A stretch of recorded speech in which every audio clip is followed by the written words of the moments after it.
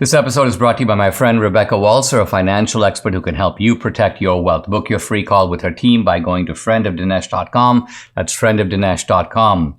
Coming up, I'll evaluate the presidential prospects of Gavin Newsom, whom Democrats are touting as the next Obama. I'll examine the degree to which woke policies brought down Silicon Valley Bank. Representative Ken Buck joins me. We're going to talk about big tech's war on free speech. And by the way, if you're listening or watching this podcast, make sure that you hit the subscribe button, whether you're listening on Apple or Google or Spotify or watching on Rumble. There's a little subscribe button. And on Rumble, if you hit the join button, it'll also allow you to join my community at Locals. This is the Dinesh D'Souza Show.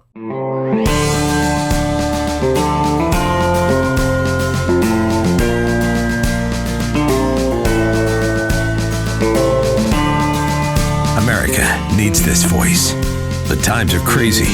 In a time of confusion, division, and lies, we need a brave voice of reason, understanding, and truth. This is the Dinesh D'Souza Podcast. I want to talk about the end of California, the fall of California. And it's an ominous topic because the fall of California could be a precursor to the fall of America. California is America's most beautiful state.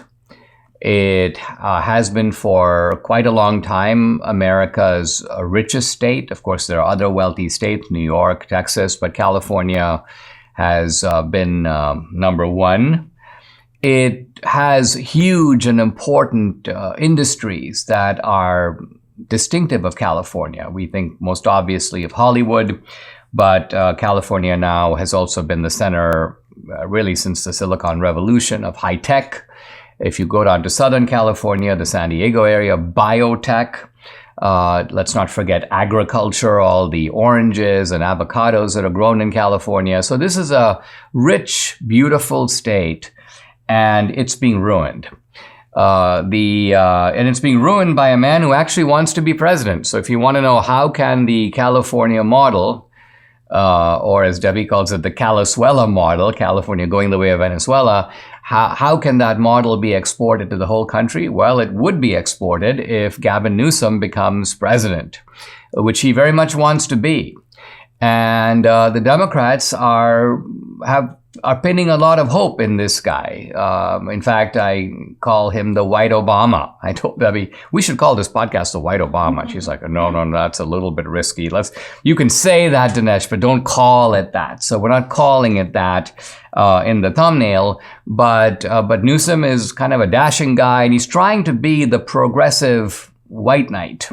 And the latest scheme, which really epitomizes or encapsulates the craziness of California, is reparations for slavery. Reparations for slavery. Now you may say, wait a minute, I didn't really know that California had slavery. It didn't.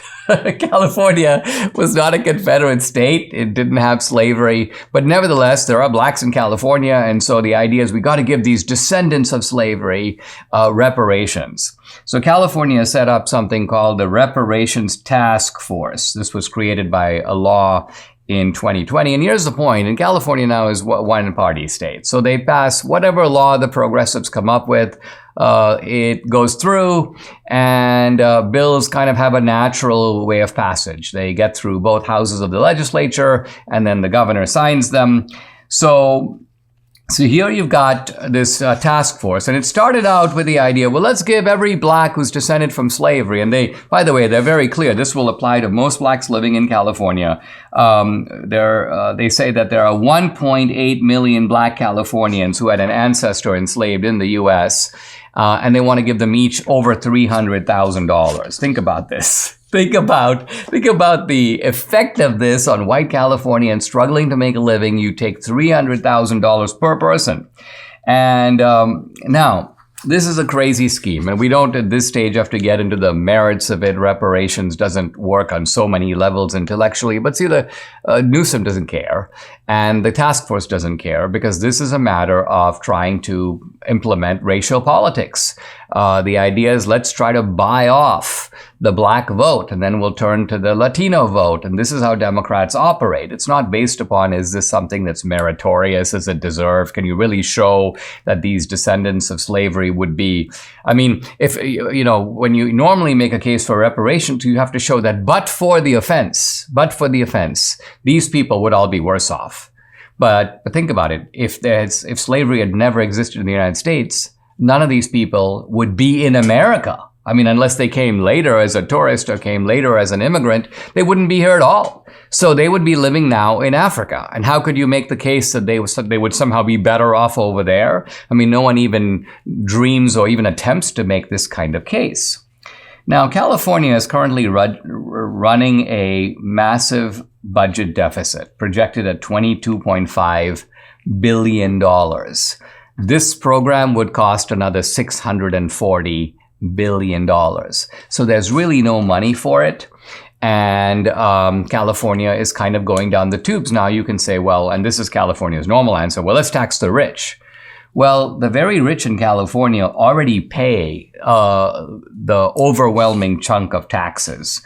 In fact, the top 1% pays over 40% of all the They're already milking, they're already extracting what they can from the very rich. And you may say, well, okay, well, let's raise the state income tax. Well, California has the highest state income tax in the country. I think it's now 13 or so percent. Contrast that, for example, with Texas, 0%. So you might wonder, why did Dinesh move to Texas? Well, Debbie's the main reason, but this is the second reason. It's kind of nice not to pay state taxes, to have a state that has no local taxes. The federal taxes are high enough. Now, this committee that got together to propose reparations, they don't even care about the cost. In fact, they weren't even asked to provide a plan for how you can pay for this. And of course, the program has not yet become law. But programs move very quickly from idea to law in a one-party state like California. So look, they're pulling the state into the ocean. They're creating, if you will, they haven't had the big one, the earthquake that's going to destroy the state, but there are other ways to destroy California other than an earthquake. And my point is that, all right, if you want to go ahead, do it, but don't destroy the rest of the country. Markets go up and come down. Smart investors take advantage of the upside of the market while protecting against the downside. We are in a very rocky economy with all these banks now in trouble, some going under, stocks sliding, Biden at the helm. This is a time to be cautious, not reckless. Debbie and I have a portion of our savings in gold and precious metals. Why? Because they are the smart hedge against inflation and market downturns. We trust Birch Gold because they have top-notch people to advise us, and they have an A+ rating with the Better Business Bureau. If you text Dinesh to 989898, you'll get a free information kit on gold, and then you should talk to Birch Gold about getting started. They offer a free safe to store your physical gold and silver based on qualifying purchases, and they'll also show you how to hold real gold and silver in a tax-sheltered retirement account. With Birch Gold, Debbie and I sleep better at night knowing we're hedged against market volatility and inflation. So go ahead, text Dinesh to 989898, get your free information kit on gold, and claim eligibility for your free home safe by March 31st on qualifying purchases. Again, text Dinesh to 989898. There's a telling new piece of information concerning Biden's disgraceful withdrawal from Afghanistan, from Kabul. And this, if anything, puts the Biden people in an even more deplorable light. In fact, it doesn't make the U.S. military look very good either. Now, a little bit of background just to refresh your memory. In July 2021, Joe Biden abandons Afghanistan. He does it by abandoning the Afghan Bagram airfield in the middle of the night. I mean, essentially, they just turned the lights out and took off. They didn't even tell the Afghan commander, who only found out about the departure 2 hours after it happened. As we know, the United States left behind all kinds of military equipment, Humvees, uniforms, rations, even all kinds of sports drinks for the Taliban terrorists, who were just downright delighted to find this huge stash of weapons gifted to them. worth tens of millions of, actually perhaps billions. I'm not sure. I don't remember the number now. Now, the Taliban takes over the Bagram Air Force Base, which, by the way, is about 30 miles north of Kabul. And if you'll remember, there was an ISIS suicide bomber who murdered 13 U.S. servicemen and women, and 169 Afghans as well. And this guy was one of the guys that the Taliban released from a prison at the Bagram base. So by abandoning Bagram, we turned it over to the Taliban. They released the guy who turns out to be the suicide bomber. His name is Abdul Rahman. And he sets off this explosive that causes all this carnage. Now, our story picks up right here. It involves a sergeant. His name is Tyler Vargas Andrews, U.S. Marine Corps sniper, and he was serving in Afghanistan at that time. Turns out that he spotted the suicide bomber. He recognized that this guy was about to do something bad. He might not have known how many explosives the guy has on him, but he recognized him, he stood out, and he requested authority from the U.S. military to shoot. This is where things take a very bad turn. He says, I requested engagement authority while my team leader was ready. The response, leadership does not have the engagement authority for us. Do not engage. So Tyler Vargas Andrews kind of panics and he demands to talk to the battalion commander, Lieutenant Colonel Brad Whited. He says, please come to the tower. Please take a look at what I see. And so they're waiting for him. And in the meantime, some other operations guys came up there and they confirmed that, yeah, this guy looks like a suicide bomber. They confirmed Tyler Vargas Andrews' assessment of the situation. Well, eventually this Colonel Brad Whited shows up and they show him the suspect, and they show him the evidence, and they show him the photos. The suicide bomber was with another guy. So they show him photos of the two men and they say, he asks, do you have a clean shot? And they go, yeah, we do. We can totally take this guy out. And they go, do we have your permission to do it? And he goes, I don't know. I don't know. And then Tyler Vargas Andrews says, me and the team leader asked, well, who does? Because this is your responsibility, sir. It turns out that despite several efforts, Tyler Vargas Andrews could not get the clearance. And so he doesn't take the shot. And so the guy goes on to do the suicide bombing. And here's the very sad kind of denouement or conclusion to the story. What happens is that a friend of Tyler Vargas Andrews comes to him and tells him, hey, listen, I've got an Afghan interpreter who's in the crowd. I'm trying to get that guy out. And so Tyler Vargas Andrews rushes down into the crowd, gets the guy out. Then the interpreter tells him that they have 5 family members still there. So he's waiting for these family members to try to get them out. And then, boom, the explosion goes off. He feels a wave of pressure. He's flung to the ground. And guess what? Basically, he loses his right arm and his left leg. Now, how do we know all this? Because Tyler Vargas Andrews testified recently before the GOP House.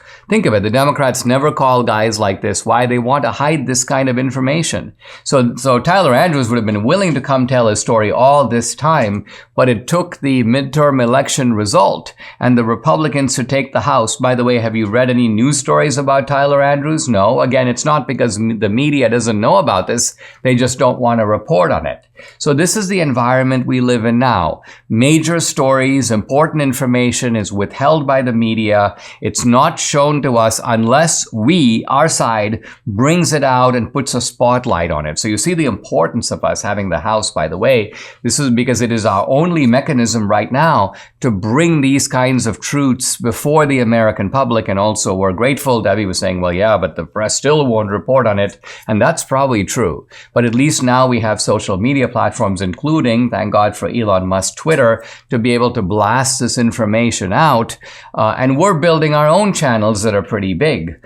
Yesterday's podcast, by the way, what is it, honey? 160,000 views on Rumble alone. That's about how many people are watching CNN right now, about 160,000 people. So we're building our platforms. It takes time to do this, but we need to get stories like the important story of Sergeant Tyler Vargas Andrews out so people realize what an unmitigated disaster Biden policies are in Afghanistan and pretty much everywhere else.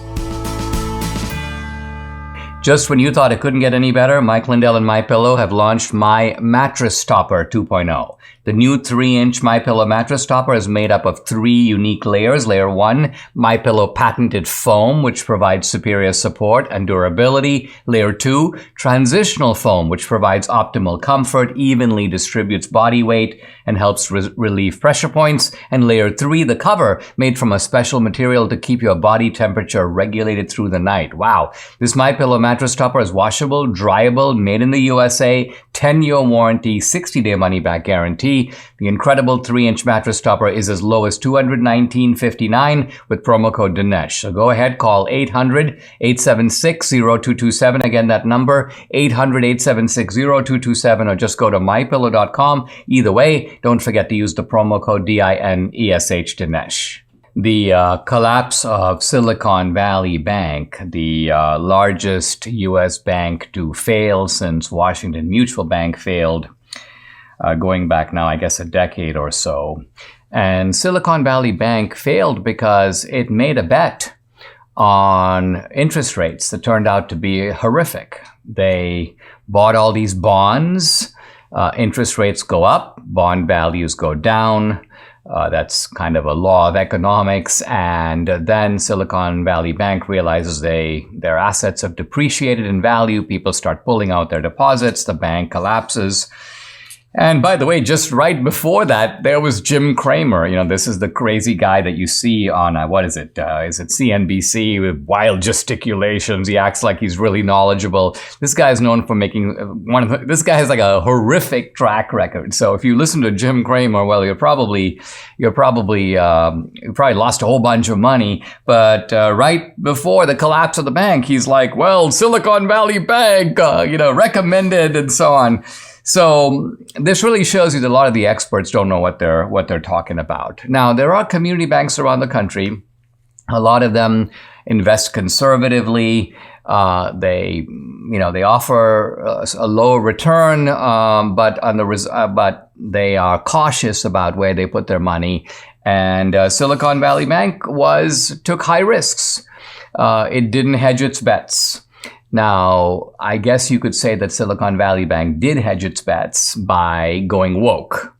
And by that, I mean that they cultivated politicians, they cultivated environmentalists, they cultivated all these people by going really into identity politics and also going into the climate change industry big time. In fact, I saw a guy complaining on social media that 1,900 climate companies are going to be devastated because this bank has gone under. And I was thinking, first of all, great. But second of all, it shows you the degree to which this kind of climate racket has penetrated Silicon Valley Bank. Now, the head of risk assessment at Silicon Valley Bank is a woman named Jay Ursapa. And it turns out that this woman is majorly woke. Her main focus, as it turns out, is not, in fact, risk management, but rather, quote, our global diversity, equity, and inclusion commitment. And they go on to say in this statement, which I don't need to read, that they think that having a diverse community at Silicon Valley Bank, quote, improves innovation. Now, first of all, I'd like someone to point to a single reliable empirical study that shows that if you put, let's just say, you have 2 choices. You put a highly diverse group into the room, chosen on the basis of diversity, and in the next room, you put a non-diverse group picked solely based upon merit. In other words, you let the chips fall where they may. It could be all whites, it could be all Asians, it could be just whites and Asians, no blacks, no Hispanics. It doesn't matter. You go with a merit group and then you go with a diversity group. And let's see which one is more successful in managing a company or, by the way, doing any other test of academic merit or economic performance. So this diversity is a dud. And interestingly, this woman, Jay Ursapa, was apparently on a kind of a global diversity tour to promote kind of lesbian rights when all of this happened. So nobody was watching the store. And this is the point. I'm not suggesting, some people have suggested, but I'm not suggesting that woke policies destroyed the bank. No, the bank was actually destroyed by very bad bets, very risky bets that it took at a time when they should have known. It's really obvious in this economy that the Federal Reserve is trying to tame inflation, which, by the way, the latest inflation numbers just came out. Inflation is now hovering at about 6.5%. And while that's lower than the 8 or 9% that it peaked at, it's still a bad number. Let's remember that sort of good inflation is around 1 or 2%. A healthy economy that's growing at about a 2% clip can afford to have inflation of about the same level. But the Fed is now trying to squeeze inflation out of the economy, and there's only really one way to do that, and that is to reduce the money supply and push up interest rates. But of course, pushing up interest rates is going to reduce bond value. So the Silicon Valley people knew that.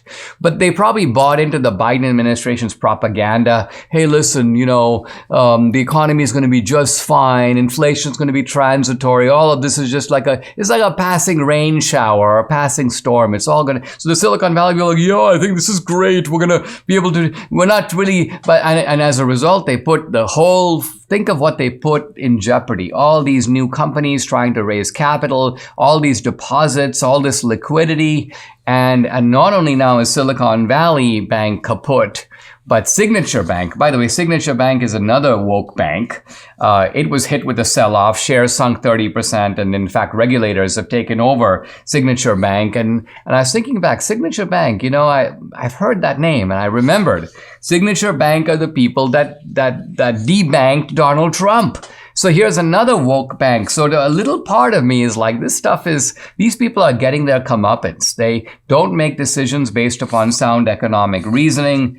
But what I am worried about is that the Fed is now in a very tricky position because if they raise interest rates now to curb inflation, they're risking more bank failures. But if they don't raise interest rates, they decide, okay, we'll hold off, then we're going to see major inflation. So either way, economically, I think we have some hard times ahead.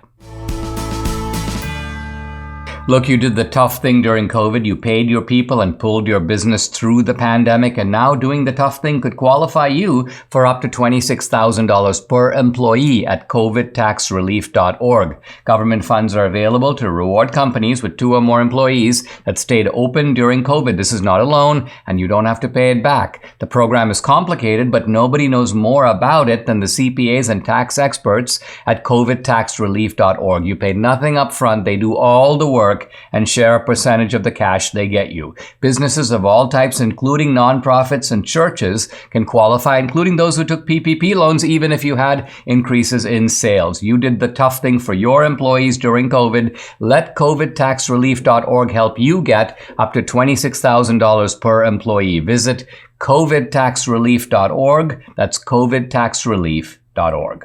Guys, I'm delighted to welcome to the podcast, welcome back to the podcast, Congressman Ken Buck. He represents the 4th Congressional District in Colorado. He's also a member of the House Judiciary Committee, the House Foreign Affairs Committee, and he has a new book out. It's called Crushed: Big Tech's War on Free Speech, a topic of great interest to all of us. Ken Buck, welcome to the podcast. Great to have you. Let's talk about this problem, which all of us have been kind of dimly aware of, but we're now seeing in various ways, notably with the Twitter files, the way in which the censorship operates. And it appears to be a almost terrifying sort of octopus that involves the government and a whole assortment of government entities. It involves the nonprofit sector and all these so-called kind of intermediaries. It, of course, involves the digital platforms themselves. Talk a little bit about how big this problem is now, and then I want to start talking about how we can start to deal with it, because it almost appears like it's created a new regime unto itself. It's so interesting, Dinesh, because I think as Republicans, as conservatives, we want more speech in the marketplace of ideas. We want people to be able to express themselves and then to compete with each other. We do it within the Republican Party, which some people think is one of our weaknesses, but certainly with the general public, we want folks to be able to express themselves. The left has a completely different view of this. They want to make sure they suppress conservative speech and then amplify speech from the left. And so at almost every opportunity they get, we see them using favorable platforms to do this. So when it comes to the big tech platforms, they're monopolies. And personally, I don't have anything wrong with people being big and successful. And sometimes monopolies operate just fine. But when you have a monopoly over the flow of information, over the dissemination of information, and you are woke and you are left wing and you live in California, in Silicon Valley, it ends up that those platforms are using their speech in a way that discriminates. And not just discriminates, but I really believe they are winning elections based on what they've done. Google changed its algorithm in June of 2020 so that everybody who searched for Donald Trump got negative articles and everybody who searched for Joe Biden got positive articles. And obviously you can't measure just how many people changed their vote or went from undecided to one candidate or the other. But that kind of almost subliminal messaging has an effect. And I think it has a very large effect. And we're not going to win elections in this country. We conservatives are not going to win elections in this country. We're certainly not going to win presidential elections if the left is able to use these platforms in the way that they're using them. Now, it seems that the first step is just to expose this, right? To bring it to public light.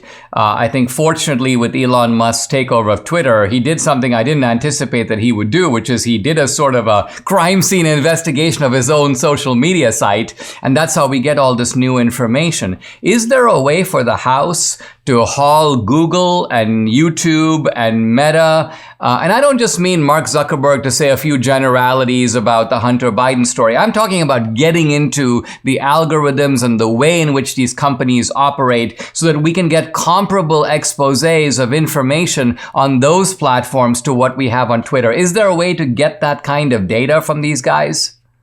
Yeah, absolutely. There is. And we're doing it.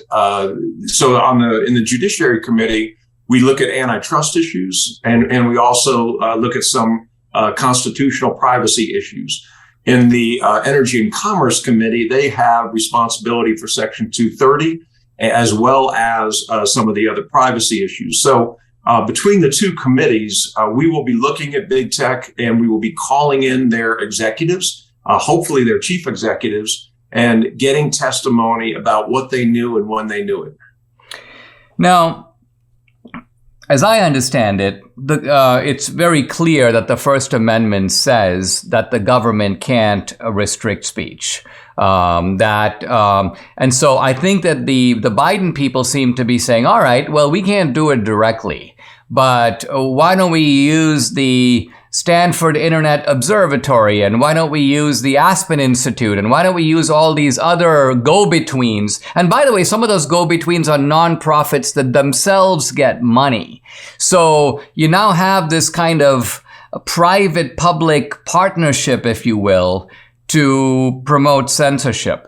Let's take a pause because we're coming up against a break. But when we come back, I want to ask you, this would seem to be a flagrant constitutional violation. How do we get it before the courts, and specifically the Supreme Court, so that the Supreme Court, which is the custodian of our First Amendment rights, can say, this is a serious violation, this needs to stop. So we'll be right back with Congressman Ken Buck. If you have aches and pains, you don't have to live with them. Debbie and I started taking Relief Factor a couple of years ago. The difference we've seen in our joints, nothing short of amazing. Aches and pains are gone thanks to this 100% drug-free solution called Relief Factor. Now, Relief Factor works by supporting your body's fight against inflammation. That's the source of aches and pains. The vast majority of people who try Relief Factor love it. They order more because it works for them. Debbie's been a true believer. She can now do the exercises that for a while she wasn't able to do. So Relief Factor has been a real game changer for her, her aunt, other members of our family, Mike here in the studio, and for many other people. You too can benefit. Try it for yourself. Order the 3-week quick start for the discounted price of just $19.95. Go to relieffactor.com or call the new number 800-4-RELIEF to find out more. That number again, 800-4-RELIEF, or go to relieffactor.com. You'll feel the difference. I'm back with Congressman Ken Buck, 4th Congressional District of Colorado, a member of the House Judiciary Committee and the House Foreign Affairs Committee. We're talking about the ideas in his new book. It's called Crushed: Big Tech's War on Free Speech. By the way, you can follow Ken Buck on Twitter at @RepKenBuck. Ken, I was asking you about the Supreme Court and the First Amendment, and if there are serious First Amendment violations that are systematically occurring in not just speech, but political speech, the most important type of speech in a democratic society. How do we get this before the courts so the courts can not only know about it, but act on it? Yeah, so one of the things that happened last week, I sent a letter to the Secretary of State, Anthony Blinken, talking about and asking him for information about the State Department funding organizations that then put out information to advertisers. One of the sort of the lifeblood for news shows that talk about the sources, the platforms, the shows that use disinformation and the shows that are accurate. It just so happens that the State Department is funding an organization that lists many new right of center shows as disinformation. New York Post, on and on. And then all of a sudden, the Washington Post is a reliable source of information. And so they're trying to funnel advertisers' money to left of center news shows. And they're doing it with taxpayer dollars. That's what's so upsetting. It's not just, a private meeting where President Biden says you should do this. They're actually using taxpayer dollars. Congress didn't appropriate money for that purpose at all. So they're going beyond the scope of what they've been given the money for, and they're trying to change the landscape in terms of the information that's available. Now, as those cases rise, they get to the Supreme Court, and the Supreme Court has ruled very clearly in the past for the last 50, 60 years that what the government can't do directly, it can't do indirectly. And that's where I think we'll start getting good Supreme Court opinions about what the left is trying to do. I mean, I know when the FBI responded to the Twitter files, the FBI said something to this effect. We don't control Twitter. We simply make suggestions to them about things that we think are disinformation. But again, this is not a case where the FBI occasionally tosses a name Twitter's way and says, this guy is putting out false information or disinformation. There's a whole portal. There's a whole system in which all these government agencies are feeding not just, tens or hundreds, but thousands and tens of thousands of names. I think the Stanford Internet Observatory was boasting that they got something like 2 million tweets to be either deplatformed or tagged during the run-up to the 2020 election. So you've got, I'm just going to call it a censorship industry. And all of this is there. All of this has gained traction in the name of fighting disinformation. I think you point out who gets to say what's disinformation. Very often they're just taking the left-wing line. If you don't agree with it, that's disinformation. Are you optimistic that given how entrenched all this has become with the media, by the way, which, we think of the press as fighting for First Amendment rights, but no, they're on the side of the censors. So are we going to get out of this mess, or is this going to be something that we live with over many, many years? Well, I think we're going to have to live with it over some time. But I do believe that the American people deep down inside revere freedom of speech and the ability to express ourselves. It's one of the things that makes us different. Our neighbor to the north, our neighbor to the south, our European neighbors, folks who share most of our values don't share the same degree of freedom when it comes to speech that we do. And so I think that the American people, when they learn more and more about how the left is censoring speech, are going to be upset. And I think that you're going to change the landscape as a result of what the left is doing. But I mean, it's a little bit of a catch-22, right? Because think about it. If they're censoring the information that's getting out to the American people, then the American people don't even know that this is going on. I mean, for example, the latest episode of the Twitter Files was called the censorship industrial complex. All this fascinating information, all this detail. And then the next day I look at the New York Times, no mention of it. And then I thought to myself, why is that? And I realized, of course, it's because the New York Times is part of the censorship industrial complex. So this is like saying that the Mafia newsletter didn't cover the latest expose on the Mafia. They're part of it. Well, and that's why more people need to watch Dinesh D'Souza, and we need to make sure that we get the message out to America. But they can't censor C-SPAN. I can go to the floor and talk about these things. We bring it up in committees and people watch that. I don't know who's awake at 2 a.m. when I'm talking on C-SPAN, but people watch that. And it's really important that we speak with a voice that's loud enough to break through this, as you put it, and it's a great term that I'm going to use in the future, this censorship industry that exists out there. Awesome stuff. The book, guys, is called Crushed: Big Tech's War on Free Speech. Congressman Ken Buck, thanks very much for joining me. Thank you. Debbie and I started eating better this year and on the road to losing some weight, but one of the foods we can't seem to get enough of, and it's a requirement, veggies. What better way to get all your fruits and veggies than by taking Balance of Nature? Now, Balance of Nature is sourced from 31 whole fruits and vegetables. You'll get maximum nutrition with their star product, which is this, fruits and veggies in a capsule. We not only get to look better, but we feel better too, with lots of added energy that Balance of Nature gives us. Start your journey to better health right now. Take advantage of Balance of Nature's New Year's offer. Get $25 off plus free fiber and spice with your first preferred order of fruits and veggies when you use discount code AMERICA. The offer can end at any time, so act now. Call 800-246-8751. That's 800-246-8751, or go to balanceofnature.com. Use discount code AMERICA. There's a interesting article by a left-wing historian named Daniel Bessner. Now, these days, when you read the literature of the left, it is mind-numbingly predictable. It's a kind of an echo chamber. The reason I'm talking about this article is it's a little bit of a departure from that. And even though it doesn't reflect my view, it's an interesting view that I want to share with you and comment on. He has a review essay in the New Republic, and he's talking about the use and abuse of the term fascist. He goes on to say, first of all, everywhere he turns, he says, he keeps hearing the word fascist. And he goes, that tells me that the word fascist is kind of losing its meaning. I agree. I think in this respect, fascist is used sort of like racist.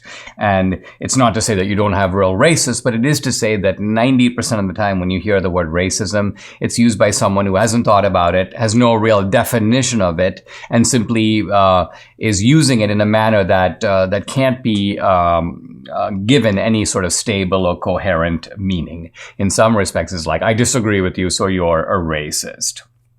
Now, Daniel Bessner is addressing fellow progressives on the left. He's writing, after all, in the New Republic, a left-wing magazine. And he goes, I keep reading that leftists keep telling me democracy is in danger. He goes, democracy is not in danger. There's no evidence that democracy is in danger. And in fact, there's no evidence that democracy is being threatened by some sort of fascism of the right. He says that the very fact that we keep hearing the term fascist shows that the use of the term is inversely proportional to the real danger posed by fascism. In other words, we're hearing fascism talk, but we're not seeing any actual fascists. And he says, if there were actual fascists running around, you wouldn't go around calling everyone a fascist. And this is really true. Think about it. If there were real lynchings occurring in America, would anyone need to stage a lynching? No. But the reason people stage lynchings is that there aren't real lynchings and they want to create a sort of a fake substitute. Similarly, if there were people who went around frequently in public life, let's say on social media, using the N-word, wouldn't we hear about it? I keep hearing about all the racist speech on Twitter, but I never see any. Even though and arguably I have a lot of people following me and I follow who are on the right side of the aisle. We're supposed to be the white supremacists. But if I keep looking for white supremacy and I don't really see it. In fact, most of the so-called white supremacy I see is black guys who are making jokes about white supremacy and being victims of it. Now, Daniel Bessner goes on to argue that if you really think about it, and if you compare Trump with, say, George W. Bush, he goes, who's the real fascist? He goes, we think of fascism as a militaristic ideology. He goes, who started the Iraq War on a kind of bogus pretext? Who said that there were weapons of mass destruction, false information, used the false premise to justify a war? He goes, that was Bush. That wasn't Trump. Trump actually wanted to get out. So he goes, what this tells me is that the Republican Party is, quote, moving away from fascism. Now, I say all this because to me, I'm just chuckling because I can just see all these New Republic readers who have been subjected to this interminable kind of barrage of fascist, the right is fascist. Now reading this guy who goes, well, no, it looks like this is not the case at all. And then he takes up, Daniel Bessner does, he takes up the rise of groups like the Proud Boys and the Oath Keepers. And he goes, well, I often see the left telling me that this is evidence of these sort of authoritarian, militaristic, fascistic individuals on the right. And he goes, wait a minute. These people are like small potatoes compared to the real militias that we saw. He says, think about something like the Oklahoma City bombing. That was, by the way, 1995 in the Clinton years. He goes, wasn't the militia movement more active and stronger then? He goes, look at the damage that they did in 1995. Can you see anything comparable now? Oh yeah, there are guys who went into the Capitol and walked around. Somebody even broke a window, Dinesh. Somebody even broke a window. Yeah, so this is the point. Daniel Bessner is getting a sense of proportion to say that even if, the Proud Boys and the Oath Keepers are not fascist, by the way. I'm just going here with the left-wing terminology of it, and I'm simply making the point that here's a left-wing historian who's smart enough to see that when you compare the scale of things, the January 6th incursion is nothing compared to some pretty grievous terrorist incidents going back a couple of decades ago. And finally, Bessner concludes by saying the reason we keep hearing all this excessive nonsense about fascism is that the progressive left is trying to invent an enemy. He goes, for a long time, liberalism had the Cold War, communism was the enemy, there was a Soviet empire that was the menace, and that was the common enemy that kind of rallied everybody in kind of joint opposition. But he goes, but now, since we don't have that, the left has to sort of manufacture an enemy, and a convenient way to do that is to find fascists, even when the fascists aren't around. Guys, I'd like to invite you to check out my Locals channel.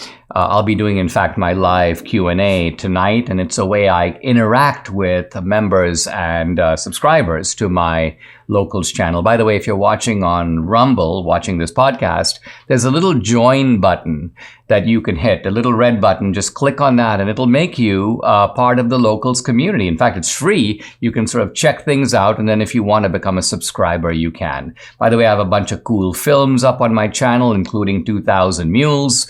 The way to find out more is to go to dinesh.locals.com. Love to have you along for this great ride. Again, dinesh.locals.com. I've been discussing the issue of reason, human reason, and the limits to human reason.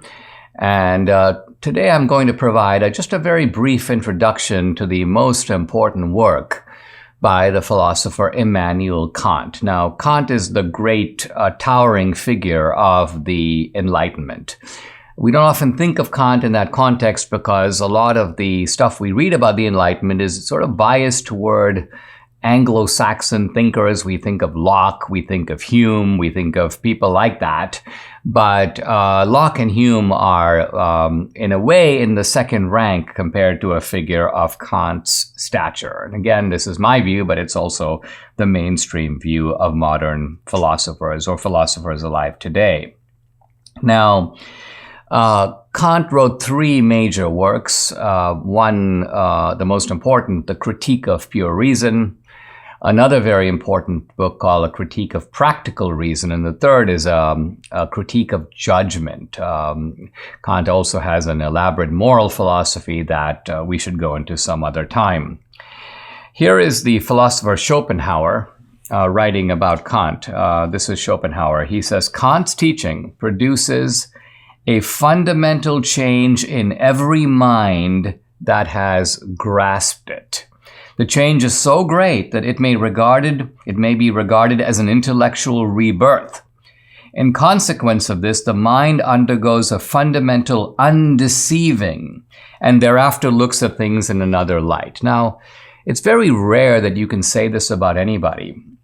You can say it to some degree about Einstein, that you're not quite the same person once you have a grasp of what Einstein is saying. But Einstein is talking about things that are remote, things like getting on a light beam and traveling at light speed alongside another light beam. So this is exotic stuff that is really beyond the reach of normal human experience. The genius of Kant is that he says something shockingly new about reality that's in front of us, the reality that we observe and experience every single day, and Kant notices something about it that no one seems to have noticed before. So Kant takes our most fundamental assumptions and turns them into questions. We sort of think that we're skeptical, we're analytical, we've reached the ground floor of awareness and attention, and Kant shows us no, there's a whole another floor beneath the ground floor that you think that you're standing on, and you need to examine that. Now, before Kant, most people, I would say all people, kind of assume that our reason and our senses give us a, let's call it undiluted or unfiltered access to external reality, the world out there. And so the only limit to what we can know is determined by reality itself. If there's only so much reality, well, that's all we can know because there's no more reality out there to know. But what Kant really shows is that when we pay careful attention to how we gain access to experience, we realize that there is a whole second limit to what we can know. And that limit is imposed simply by us being the kind of creatures that we are. That there's not just limits imposed out there, but there are limits imposed in here because we are human beings and we have a certain apparatus for apprehending or knowing reality, and we cannot go beyond that apparatus. So let's get into this a little bit. Kant says in his Critique of Pure Reason that all human knowledge is based on experience. And this really seems obvious. We gain access to reality. How? Through our five senses. The sensory input is then processed through our brains and our central nervous system. So every thought, think about it, every thought you have, even wild products of your imagination, these are based upon things that you have seen or heard or touched or smelled or tasted. If I ask you to draw a creature from outer space, let's just say an alien, you might draw a creature with like 7 eyes and 10 legs, but you have no way to conceive or portray a creature except in terms of human experience. Think about it. What are you doing? You're taking human experience. We have eyes, so I'm going to put 7 eyes. We have ears, so I'm going to give the creature 10 ears. And we have 2 arms and 2 legs, so I'll give the creature 15 legs. All you're doing is extrapolating from your experience. But what Kant is saying is it is a simple fact that our 5 senses are the only lens for perceiving external reality. And now Kant asks a very startling question. How do we know that our human perception of reality corresponds to reality itself? Most philosophers just kind of took for granted it does. And this belief persists today. Normal people go about the world. I see a car. It's got to be there's a car. And because I see it that way, therefore the car is that way. So this is what we call common sense. And so powerful is the common sense that people become sometimes, and when they hear me talk about this stuff, they get a little impatient, they get a little bit annoyed, even indignant when Kant's question is put to them. They act as if the question is some kind of a skeptical trick, like asking people to prove that they really exist. The point I want to make, and we'll continue with this tomorrow, Kant is not a skeptic. In fact, he sees himself as providing an answer or refutation to skepticism, but he does it by taking the skeptical case seriously. How do we know things that we claim to know? We cannot really map out the boundaries of reason before we can answer this simple question. Subscribe to the Dinesh D'Souza podcast on Apple, Google, and Spotify, or watch on Rumble, YouTube, and SalemNow.com.